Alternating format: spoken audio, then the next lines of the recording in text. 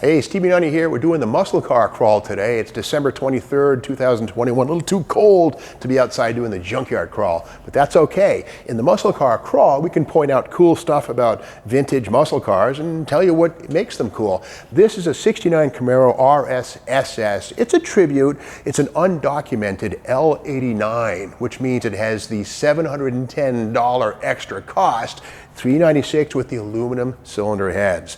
Now these things were very expensive back in the day, and only 311 customers stepped up to get the solid lifter $396 with, again, these magical aluminum cylinder heads, which basically gave you a $396 that weighed as much as a $350 small block. But again, great stuff, undocumented car, but that's okay. But what I'm here to show you today is something called the A.I.R system, air injection reactor. And it's a smog equipment device which in most cases by 1969 and 2 days was removed and thrown away in room for headers. What it is basically, it's a belt-driven pump, an air pump that's down low here below the alternator. This thing down here, this large pulley and that aluminum structure down there, that's a pump that draws air in through this little muffler device right here. It's filtered there and then pumped through these rubber tubes to the exhaust manifolds. And there's two one-way valves, one on each cylinder bank. These guys right here, these allow the air to go in but not come back. From these, the rubber transitions to steel because the temperature goes up. These feed each specific exhaust manifold runner a little stream of air. The idea being that as the exhaust gas leaves the cylinder head and starts to enter the exhaust manifold, it's really hot. Well, it gets even hotter when you inject raw air. The idea is that the accelerated temperature helps to burn off even more of the unburned hydrocarbons before they get out the back of the car to become smog. So again, this is the A.I.R system, and it's part of any 100-point correctly restored big block Camaro in 1969. And again, it's something that always got thrown away.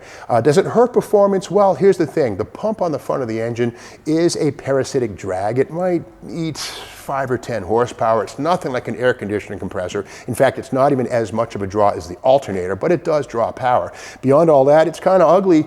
And all that said, if you want to install headers, tube steel hooker or Doug Thorley headers on your Camaro back then, none of those were built with provisions to accept the A.I.R manifold and air injectors. So unlike modern headers, which have to be CARB approved and emissions legal for your brand new LT1 or whatever it might be, back in the day, aftermarket steel tube headers did not have provision. So most people, when they put headers on these things, would toss this stuff in the trash, which means finding one today that's correctly restored like this car is really hard. So that's the thing, you know, smog controls were beginning to come into the scene in 1965, and by 67 they were really starting to hit hard, and by 69 we see things like this. Now of course 1972 was the big year when the biggest blow of all came, the mandate that engines had to be able to run on unleaded fuel, which meant getting the lead out, reducing the amount of emissions, but reducing compression, because the lower octanes from the lower lead would lead to detonation. So compression ratios overnight went from like 11.25 to 1 on this L89 to something like 9 to 1 or less. And that was a standard mandate. 72 up, compression was gone. So the emissions problem really blossomed in 72. But before that, these systems, well, they were kind of an eyesore, but it's rare to see them in place. So that's the story of the L89 Camaro's A.I.R system. If you like this video, be sure to subscribe to the Steve Maggs YouTube channel.